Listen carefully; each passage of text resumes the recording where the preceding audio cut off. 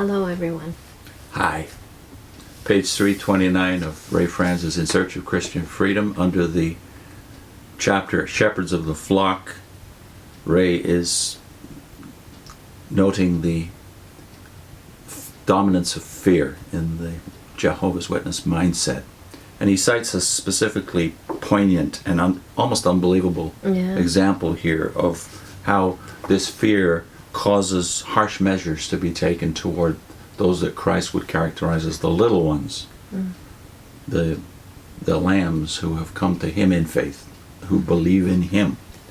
Ray goes on, just as one instance among many to illustrate how the Spirit produces, causes, or at very least allows elders to feel justified in taking harsh measures toward little ones, citing, of course, the illustration of children in Matthew 18. There is the case of a young couple living in a Midwestern state and engaged to be married. The young man lived by himself in an apartment.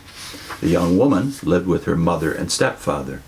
Both of their mothers had become witnesses, and they convinced the couple to study with Jehovah's Witnesses, as this would get their future marriage off to a good start. They began studies with a couple serving as pioneers in the area, the husband studying with the young man, the wife with the young woman. The young person showed real desire to gain knowledge of God's will, and after a few months began attending some of the witness meetings. The wife of the pioneer couple, studying with them, then relates what happened. One Friday, my husband received a call from the young man, saying he had a problem and asking, would we please come over? When we arrived at his apartment, the young woman was also there. She explained that the night before, her stepfather had thrown her out of the house.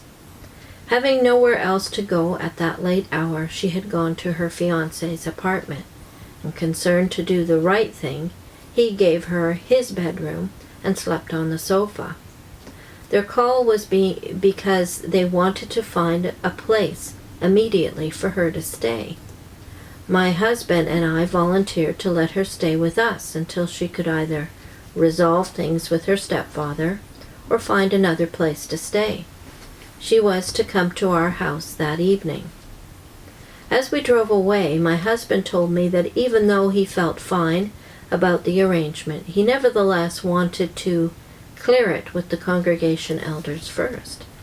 I said I could not understand why he needed the elders, to have a house guest, particularly why my husband, as head of the house, needed this. He still was determined to talk with the elders before the young woman's arrival at our house, saying that he wanted the elders to know that he was submissive to the congregation.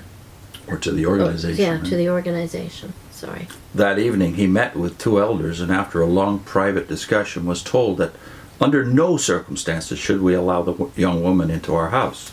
I was shocked, and my husband seemed quite surprised as well. We arrived home after 9:30 p.m. and learned that the young woman had been waiting for us for hours but had left.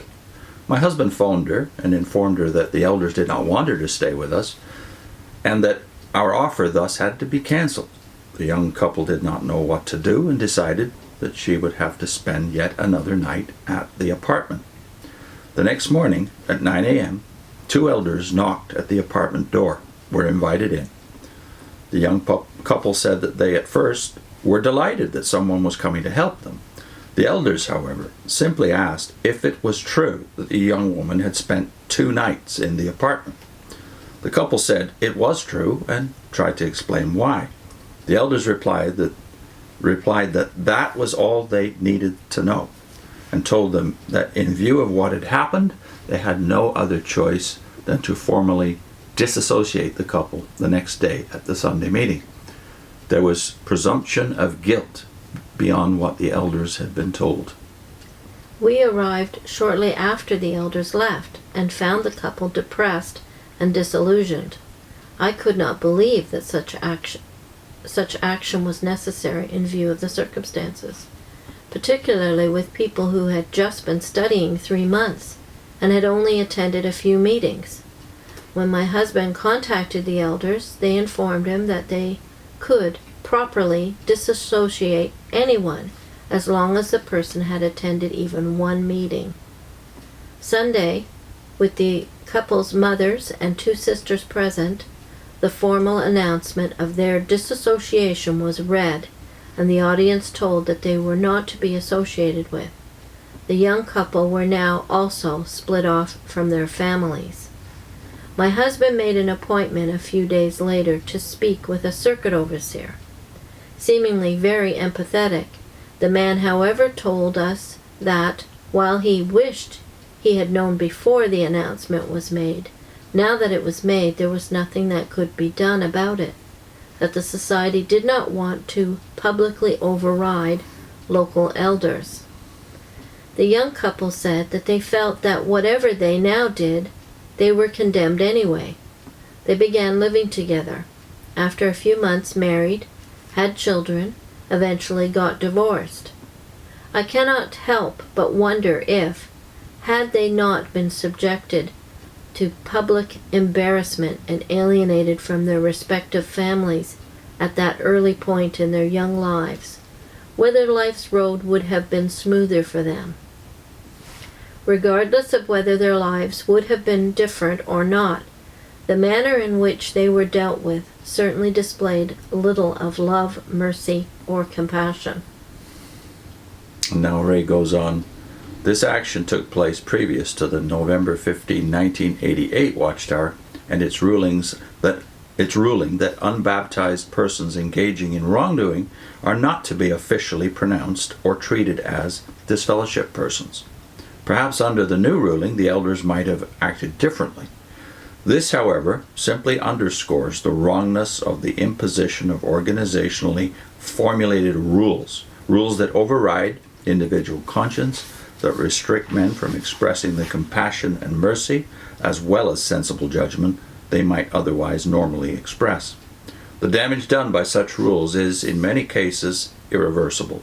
It may be noted as well that the Watchtower referred to states that if investigating elders decide the unbaptized committer of some wrong no longer qualifies as a publisher, then a simple announcement will be made at an appropriate time saying, so-and-so is no longer a publisher of the good news.